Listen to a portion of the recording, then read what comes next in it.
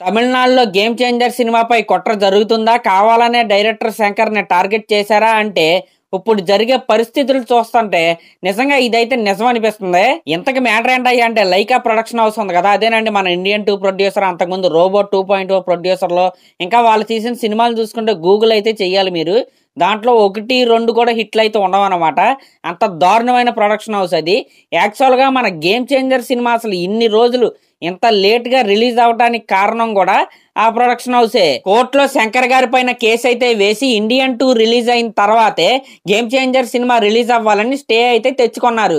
దాని ప్రకారమే బలవంతంగా అయినా సరే శంకర్ గారు ఫస్ట్ ఇండియన్ 2 అయితే పూర్తి చేసి దాని తర్వాత మన 'గేమ్ చేంజర్' సినిమా పనులైతే మొదలుపెట్టాడు. సరే ఇండియన్ 2 సినిమా అయితే రిలీజ్ అయింది. మన తెలుగులో కూడా వాళ్ళకి కావాల్సినన్ని స్క్రీన్లలో ఇండియన్ 2 సినిమాని అయితే రిలీజ్ చేసుకున్నారు. గ్రాండ్ రిలీజ్ అయితే దొరికింది.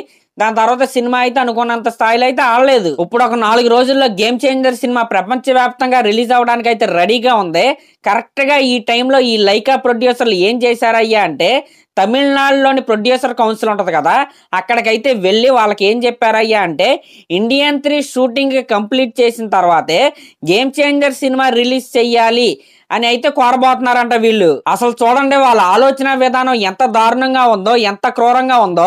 సేమ్ ఇదే పని ఇలా కేసేసినట్టే దిల్ రాజు గారు కూడా మా 'గేమ్ చేంజర్' సినిమా రిలీజ్ అయిన తర్వాతే ఇండియన్ 2 రిలీజ్ చేయాలని కోర్టుకు వెళ్తే 2 సినిమాలు అప్పుడే ఆగిపోయాయి. కానీ ఆ పని ఆయన ఎందుకు చేయలేదంటే సినిమా బాగుండాలి, ప్రొడ్యూసర్లు బాగుండాలి, డైరెక్టర్ బాగుండాలి, హీరో బాగుండాలి, ఇవన్నీ ఆలోచించి 'గేమ్ చేంజర్' సినిమాని లేట్ అయినా సరే శంకర్ గారికి ఫ్రీ హ్యాండ్ అయితే ఇచ్చి ఇండియన్ 2ని పూర్తి చేసిన తర్వాతే 'గేమ్ చేంజర్' సినిమాని అయితే టీమ్ అని అయితే హీరో కావచ్చు, ప్రొడ్యూసర్ గారు కావచ్చు ఫుల్ సపోర్ట్ అయితే ఇచ్చారు.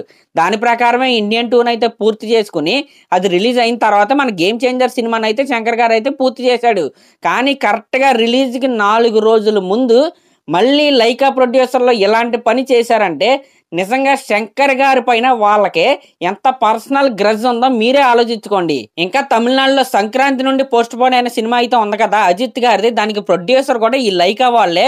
మరి వాళ్ళు ఏం ఆలోచిస్తున్నారో నాకైతే అర్థం కాదు. కానీ ఇప్పుడు వాళ్ళ సినిమా రాకపోతే వేరే వాళ్ళ సినిమా కూడా రిలీజ్ అవ్వకూడదు అనుకుంటున్నారేమో. మరి ఇలాంటి ప్రొడ్యూసర్లతో మరి డైరెక్టర్లు ఎలా సినిమాలు తీస్తున్నారో ఏంటో తెలియదు. కానీ 'గేమ్ చేంజర్' సినిమాని అయితే ఇప్పుడు సంక్రాంతిగా రిలీజ్ చేసే పనులు అయితే ఉన్నారు. నెగోషియేషన్స్ అయితే జరుగుతున్నాయి. మరి మనకైతే అఫీషియల్గా అయితే న్యూస్ అయితే రావాలి. మ్యాక్సిమం సినిమా అయితే పోస్ట్ పోన్ అయితే అవ్వదు. ఎందుకంటే 4 సంవత్సరాల కష్టం, అది ఎందుకు పోనిస్తారు?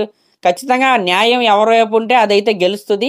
'గేమ్ చేంజర్' సినిమా ఖచ్చితంగా సంక్రాంతికి రిలీజ్ అయ్యిద్ది. ఇంక ఇది పక్కన పెడితే మన ప్రీ రిలీజ్ ఈవెంట్ అయిన తర్వాత ఒక విషాదమైన సంఘటన అయితే జరిగింది. అదేంటయ్యా అంటే ప్రీ రిలీజ్ ఈవెంట్ నుంచి ఇంటికి వెళ్తూ 2 అభిమానులు అయితే యాక్సిడెంట్కి అయితే గురై అయితే చనిపోయారు.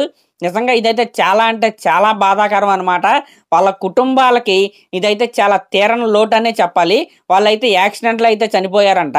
అయితే ఈ సంఘటనపై పవన్ కళ్యాణ్ గారు అలాగే 'గేమ్ చేంజర్' సినిమా టీం అయితే స్పందించారు. ఏపీ గవర్నమెంట్ నుంచి ఆ 2 కుటుంబాలకు కూడా, ఆ బాధిత 2 కుటుంబాలకి కూడా చెరొక 5 లక్షలు అయితే ఇస్తున్నారు. అలాగే దిల్ రాజు గారు చెరొక 10 లక్షలు అయితే ఇస్తున్నారు.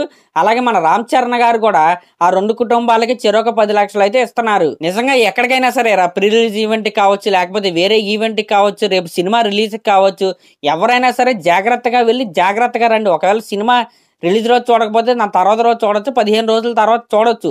మీరంటూ ఉంటే ఎప్పుడైనా చూడొచ్చు. కాబట్టి మీ లైఫ్ తర్వాతే ఏదైనా. కాబట్టి జాగ్రత్తగా ఉండవలసిందిగా నేనైతే కోరుకుంటున్నా. నిజంగా అసలు ఇదైతే చాలా బిగ్ లాస్ అనే చెప్పాలి.